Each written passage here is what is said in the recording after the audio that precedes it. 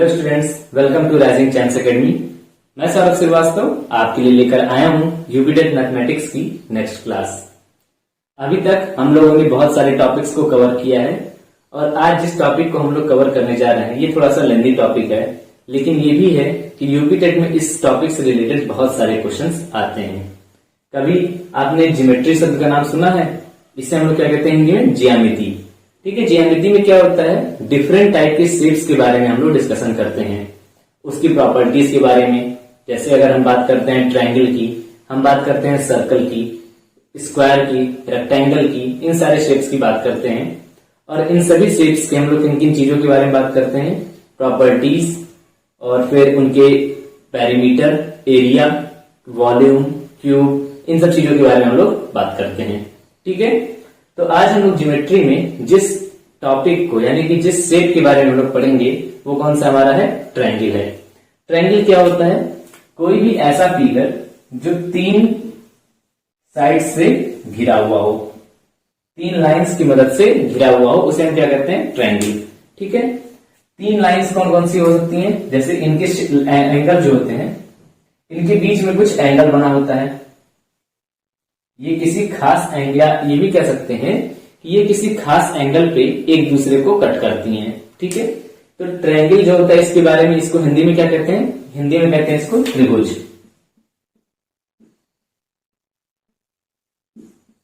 Triangle या फिर त्रिभुज। ठीक,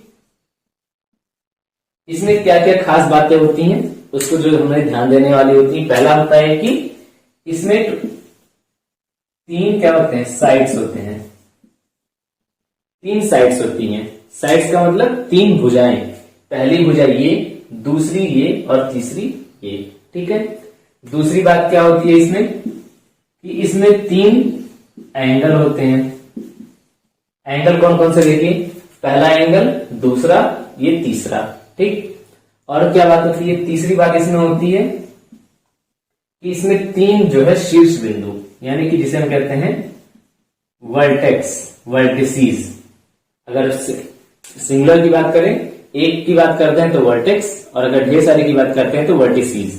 ठीक है, वो क्या होती हैं? ऐसे पॉइंट्स जहां से 2 लाइनें निकलती हूं। ठीक, तो 3 साइड कौन कौन से हो गए? मान लेते हैं, नंबरिंग कर देते हैं, 1 2 3, ये 3 साइड्स हो गए। एंगल कौन कौन से? A B C. और वर्टेक्स कौन कौन? ये पहला, ये दूसरा और ये तीसरा। ठीक, ये 3 वर्टेक्स हो गए। और क्या खास बात होती है ट्रायंगल में? ट्रायंगल की और एक खास बात होती है कि ये जो ए बी सी है, ठीक है, ये जो एंगल्स हैं इनका सम कितना होता है? 180 डिग्री होता है। यानी कि A plus B plus C is equal to कितना होता है? 180 डिग्री होता है। क्लियर है ये चीज? और कौन सी खास बात होती है? बहुत सारी चीजें होती हैं इसमें। 5वीं बात क्या होती है कि अगर हम किसी भी 2 साइड्स को ऐड करते हैं, ठीक है, किसी भी, चाहे 1 2 को ऐड कर लें, चाहे 1 3 को ऐड कर लें, या 2 3 को ऐड कर लें, उस कंडीशन में क्या होता है, जो तीसरी साइड बच जाती है वो छोटी हो जाती है। जैसे अगर हम करें 1 + 2, तो ये क्या होनी चाहिए? ये तीसरी वाली साइड से बड़ी होनी चाहिए। इसी तरह 2 + 3 कर लें, या फिर 3 + 1 कर लें। यहां पे ये 1 से बड़ी हो जाएगी और यहां पे ये 2 से बड़ी हो जाएगी। ठीक है, तो यानी कि ट्रायंगल के किन्हीं भी 2 साइड्स का सम तीसरी साइड के सम जो लेंथ है उससे बड़ी होती है। ठीक है, तो ये 5 प्रॉपर्टी मेन होती हैं किसकी? ट्रायंगल की। तो इसको आप लोग चाहिए तो नोट करिए, वैसे कोई इसमें नोट करने वाली बात नहीं है, याद करने वाली चीजें हैं, आपको फिगर देख के समझ में आ जाएगा। तो अब हम लोग बात करते हैं ट्रायंगल के डिफरेंट टाइप्स की बात करते हैं। ठीक है, तो इसको आप लोग नोट कर लेना चाहें तो नोट कर लीजिए। ट्रायंगल के बारे में अगर हम लोग बात करते हैं, या त्रिभुज, ठीक, तो इसको डिवाइड करने के लिए यानी कि समझने के लिए क्या करते हैं, हम इन्हें 2 पार्ट्स में डिवाइड कर लेते हैं। पहला साइड के आधार पे, यानी कि भुजा, भुजा के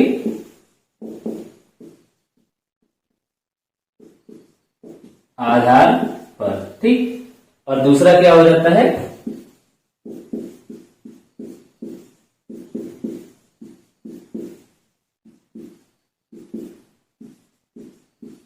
कोण के आधार पर, ठीक है, यानी कि एंगल्स के आधार पे हम लोग क्या करते हैं, ट्रायंगल्स को क्लासिफाई करते हैं। जैसे अगर भुजा के आधार पर बात की जाए तो भुजा के आधार पर देखिए कौन कौन से होते हैं। पहला आता है हमारा स्केलेन ट्रायंगल, यानी कि जिसे हम क्या कहते हैं, विषम बाहु त्रिभुज, ठीक। ये त्रिभुज का हम लोग ऐसे सिंबल शो कर लेते हैं, बार बार में लिखना नहीं पड़ेगा। पहला क्या होता है, विषम बाहु त्रिभुज। क्या क्या होता है मैं अभी आपको थोड़ी देर में समझाऊंगा। विषम बाहु त्रिभुज ये होता है पहला। दूसरा होता है सम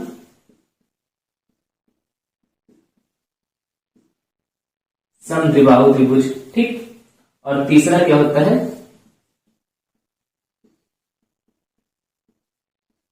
समबाहु त्रिभुज, ठीक है। ये क्या क्या चीजें होती हैं ये देखिएगा। पहले नाम बताते कोण के आधार पे भी, फिर एक साथ इन सबको समझेंगे। तो कोण के आधार पे अगर हम लोग बात करते हैं तो पहला होता है निम्न कोण,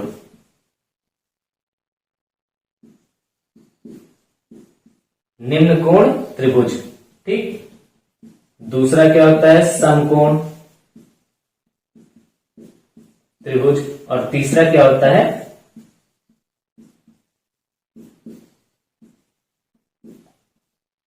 अधिक कोण त्रिभुज, ठीक है। ये सारी चीजें होती हैं। कौन कौन से नाम होते हैं भुजा के आधार पर, कौन कौन से होते हैं, विषम बाहु, समद्विबाहु और समबाहु। और कोण के आधार पर निम्न कोण, समकोण, अधिक कोण। अब इसको समझिएगा क्या क्या चीजें होती हैं। अगर हम लोग किसी ट्रायंगल को बनाते हैं ऐसे, और इसमें ये जो तीनों साइड्स हैं ए बी सी, ठीक है। अगर ए बी और सी कोई भी भुजा आपस में बराबर नहीं है, यानी कि A is not equal to B, not equal to C, ऐसा कंडीशन आता है तो क्या हो जाता है, विषम बाहु। यानी कि विषम का मतलब क्या होता है, नॉट इक्वल, नॉट इवन, ठीक है। तो क्या होता है, विषम बाहु त्रिभुज में क्या होता है, जो तीनों साइड्स हैं वो आपस में इक्वल नहीं होती हैं, तो वो क्या कहलाता है, विषम बाहु त्रिभुज या फिर स्केलेन ट्रायंगल। इंग्लिश में क्या कहते हैं, स्केलेन ट्रायंगल। अब अगर दूसरा कंडीशन क्या आता है कि दोनों में से कोई भी एक भुजा, जैसे ए और बी आपस में बराबर हो जाए, या फिर ए और सी बराबर हो जाए, या फिर बी और सी बराबर हो जाए। कंडीशन क्या है कि दो भुजाएं आपस में बराबर, तीसरी भुजा अलग होनी चाहिए। हम मान लेते हैं कि A is equal to B है, नॉट इक्वल टू सी है, ठीक है। हमने ये मान लिया कि ए और बी बराबर है, सी इसके बराबर नहीं है। तो ऐसे कंडीशन देखिए क्या लिखा है, समद्विबाहु, यानी कि दो भुजाएं बराबर होनी चाहिए। तो ये क्या कहलाता है, समद्विबाहु त्रिभुज। और इंग्लिश में क्या कहते हैं इसको, आइसोसेलेस ट्रायंगल। जो इंग्लिश मीडियम के बच्चे होंगे उनको आइसोसेलेस ट्रायंगल नाम सुन के याद आ रहा होगा। और लास्ट होता है हमारा क्या, समबाहु त्रिभुज। समबाहु त्रिभुज में क्या नाम समझ में आ रहा है कि तीनों भुजाएं बराबर हो जाएं, यानी कि ए बराबर बी बराबर सी, ठीक। अगर ऐसा कंडीशन आ जाता है कि तीनों भुजाएं आपस में बराबर हो जाएं तो क्या कराएंगे, समद्विबाहु त्रिभुज, यानी कि सारी भुजाएं बराबर। और इसको हम लोग क्या कहते हैं, इक्विलैटरल ट्रायंगल। तो ये हमारी भुजाओं के आधार पर। अगर हम कोण के आधार पर बात करते हैं तो कोण को इसको नोट कर लीजिए, फिर हम लोग कोण के आधार पर बात करते हैं।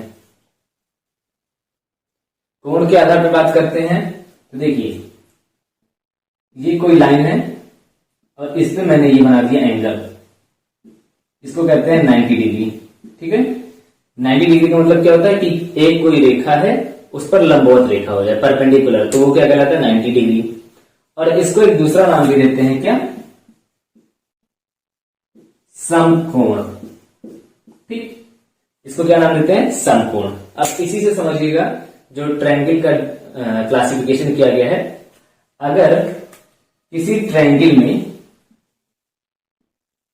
जो तीनों एंगल है ए बी और सी, ठीक, अगर तीनों एंगल्स 90 डिग्री से कम के होते हैं, क्या चीज मतलब, ए बी और सी ये कम हो 90 डिग्री से, ठीक है, तो क्या कहलाएगा ये कहलाएगा हमारा निम्न कोण त्रिभुज। क्या कहलाएगा, निम्न कोण त्रिभुज। यहां पे लिखते हैं निम्न कोण त्रिभुज, ठीक।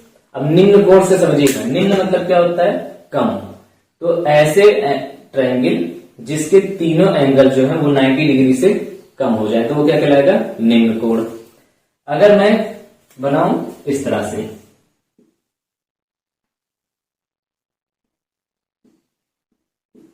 इसको लिख दिया 90 डिग्री, ठीक है। तो अगर ये 90 डिग्री हो जाएगा, तो मैंने अभी आपको कुछ देर पहले बताया था कि तीनों जो एंगल्स होते हैं उनका सम क्या होता है, 180 डिग्री होता है। तो अगर ये 90 अकेले हो जा रहा है तो बाकी दोनों, यानी कि हम इसको नाम दे देते हैं ए, इसको बी, तो ए प्लस बी की वैल्यू कितनी हो जाएगी, ये भी हो जाएगी 90, ये हो जाएगा। तो हम अब अगर इनमें से कोई भी एक दूसरा भी 90 हो जाता है तो तीसरा एंगल 0 हो जाएगा, और जो कि 0 पॉसिबल, किसी भी ट्रायंगल के एंगल का सम इक्वल जो है वो 0 नहीं हो सकता है। अगर कोई भी यहाँ पे ए बी सी है, अगर तीनों में से कोई भी ए बी सी, अगर तीनों में से कोई भी 0 हो जाता है तो ये ट्रायंगल ही नहीं रहेगा।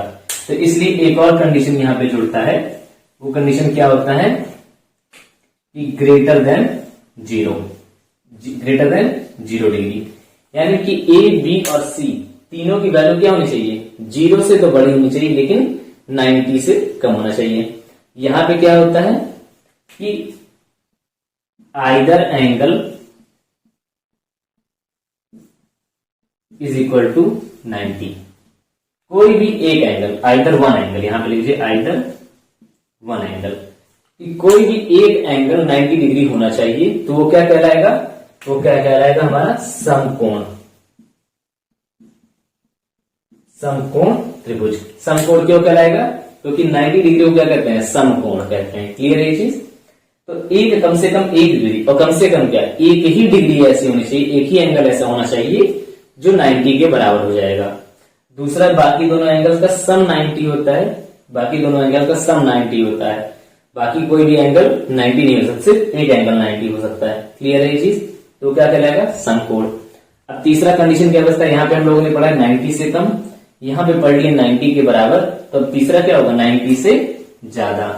तो उसका फिगर कुछ इस तरह से बनेगा, ये हो जाएगा ए, ये बी और ये सी।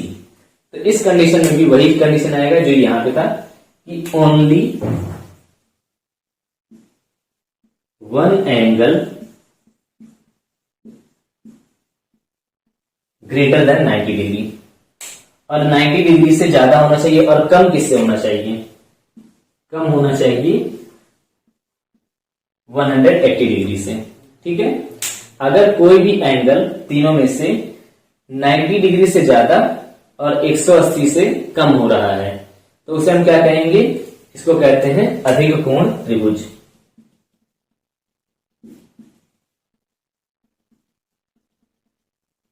ठीक। अब जो इंग्लिश मीडियम के बच्चे हैं वो भी इसको नाम सुन लें। अगर 0 डिग्री से ज्यादा और 90 से कम है तो उसको क्या कहते हैं, एक्यूट एंगल, एक्यूट ट्रायंगल। ठीक। अगर 90 के बराबर हो जा रहा है तो क्या नाम देंगे, राइट एंगल ट्रायंगल। ठीक है, राइट एंगल ट्रायंगल। और अगर 90 से ज्यादा और 180 से कम होता है तो क्या नाम देंगे,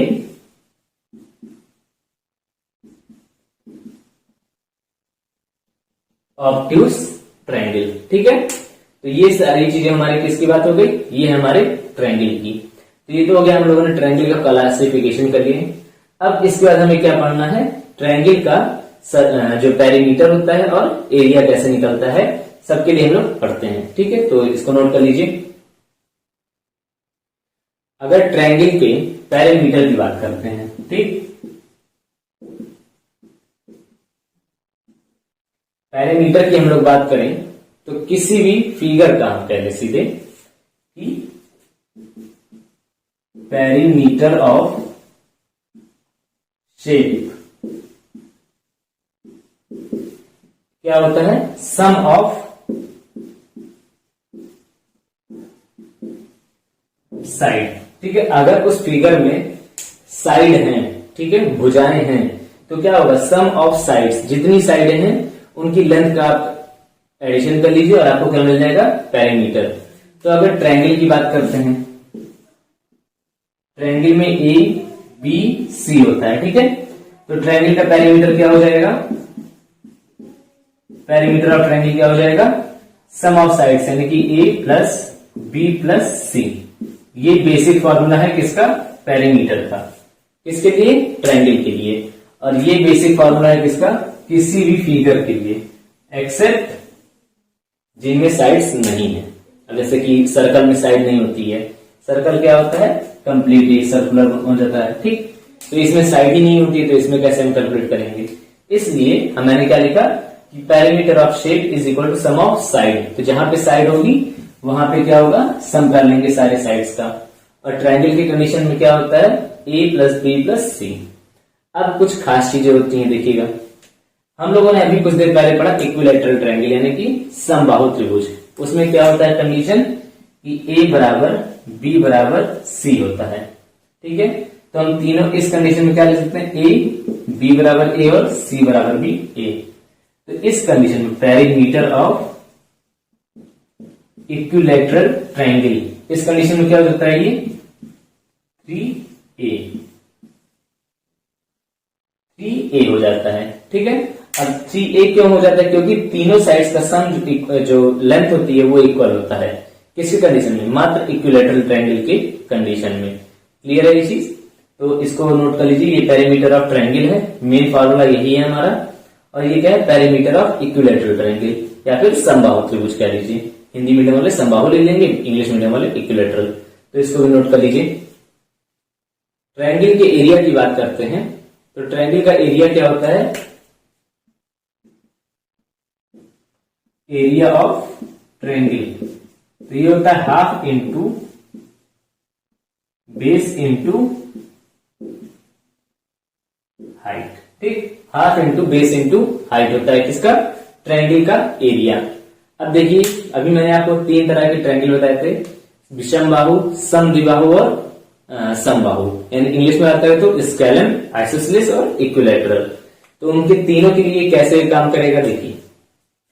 अगर हम स्केलन की बात करते हैं, ठीक है, तो मान लेते हैं स्केलन ट्रायंगल कुछ ऐसे बन गया। ये ए है, ये बी है, ये सी है, ठीक है।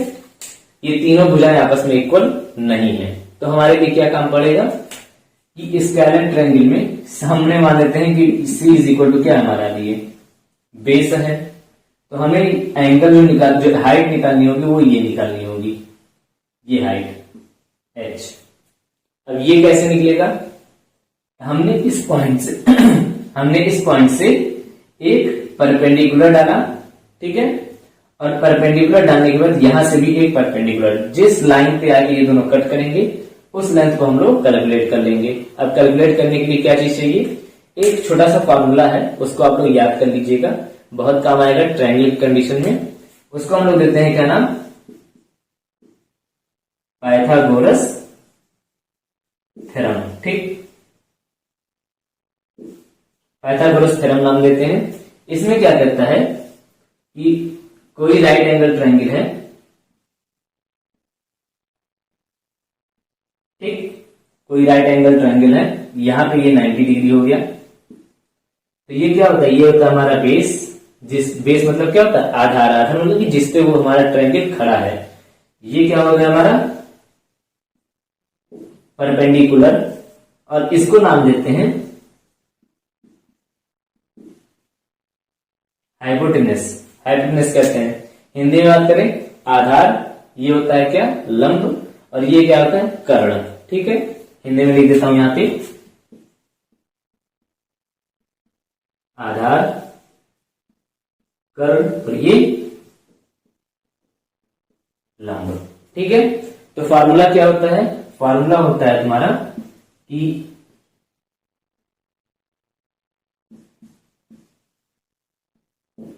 हाइपोटेनस का स्क्वायर, हाइपोटेनस का square is equal to perpendicular का स्क्वायर प्लस बेस का स्क्वायर। हिंदी में बात करें तो कर्ण का स्क्वायर बराबर लंब का स्क्वायर प्लस